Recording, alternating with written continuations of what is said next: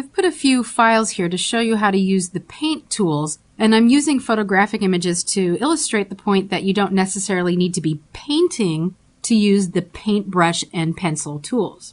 So I have the Earth on one layer and an astronaut on another, and we'll manipulate these with some of the painting tools and come up with a finished product at the end. So the paintbrush tool allows you to paint with whatever color is in the foreground. So if I wanted to, on the astronaut layer, paint the clouds black, I could certainly do that. However, I'm going to undo.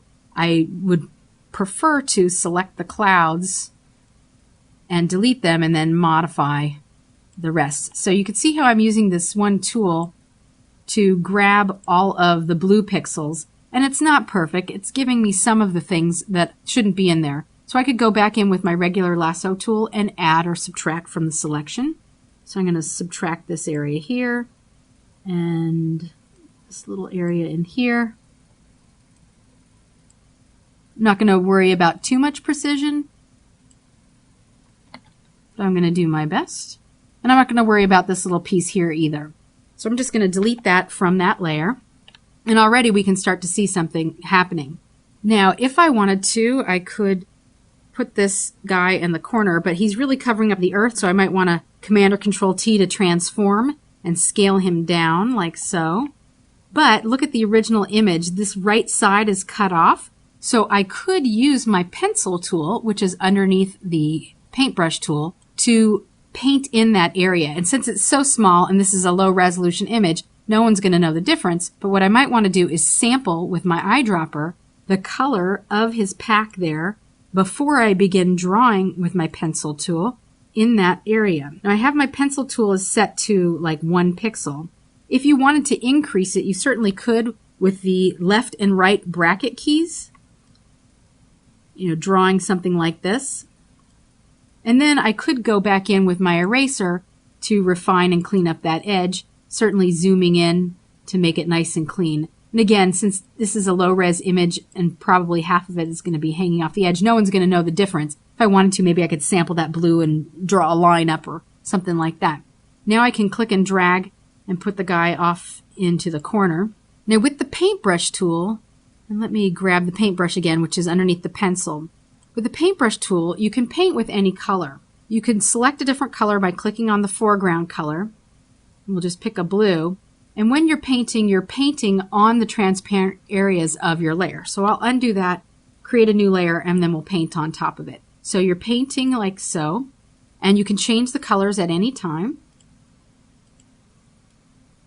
like so. And you can change the brush size at any time. Most of the tools that have sort of like a brush head, you can increase or decrease the size through the options bar, adjusting the size and the hardness of the brush that you're working with. Now with the paintbrush, however, you can also paint in different modes, like blending modes. So this is all on one separate layer. I'm going to go back to the astronaut layer and show you the different blending modes. So painting with normal is just painting on top of the transparent pixels. But you can paint to dissolve, and it creates this dissolving edge while you're painting. You can paint behind existing pixels, and that is a really great technique. Undo that a couple times. You could paint to clear, make sure you're on the selected layer, which is really erasing. And then you can do all these other options like darken, so it's taking whatever color is in the foreground and then painting on top of the existing pixels and applying the blending mode to darken. So I would encourage you to go through here and try the different options because you can have some really awesome looking effects. Like maybe we wanted to make the whole astronaut sort of have this pink hue to him, which could look very MTV-ish. You could do something like that. I'm going to undo though. Undo a couple more times, like so. I'm going to put this back in normal mode. So now we have our astronaut on one layer and the Earth on another layer. And if we wanted to, we could do something like selecting the sky and changing it to a different color, or we could even create another layer. Let's do it, behind the astronaut. And if we wanted to, we could use the pencil tool. Let's go back to the pencil tool to make little tiny dots. That's probably too big. Let me go back to using my left, right bracket keys on my keyboard to change the size of my pencil tool. And I could just click. Because you know stars are different colors, they're not always white. So I could change the different colors and make it look like there's little stars in the background. I could even increase the size of my brush and make it look like there's a little planet off in the distance. And I could play around with the different colors. So maybe I want to do some red planets. And maybe I want to do some yellow planets. Or I'm saying planets, I mean stars. So I can click and click and click as many times as I like. And I can even go behind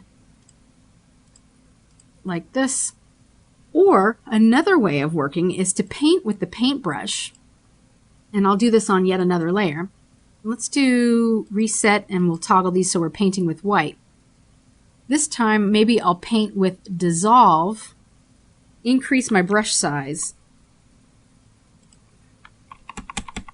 and then paint like so. Now I could just click like this and create some scattered edges like so. And then I could come back in with my eraser. And again, I'll increase the brush size really big. Well, maybe not that big. But when I erase, actually I should have a soft edge. When I erase, I could change the opacity of the eraser brush. Get rid of some of those darker areas. Or leave it completely up at the top. I'm just randomly clicking. I'm not doing any sort of special thing here. And then I could change the blending mode of this layer. And then I could even reduce the opacity of this layer.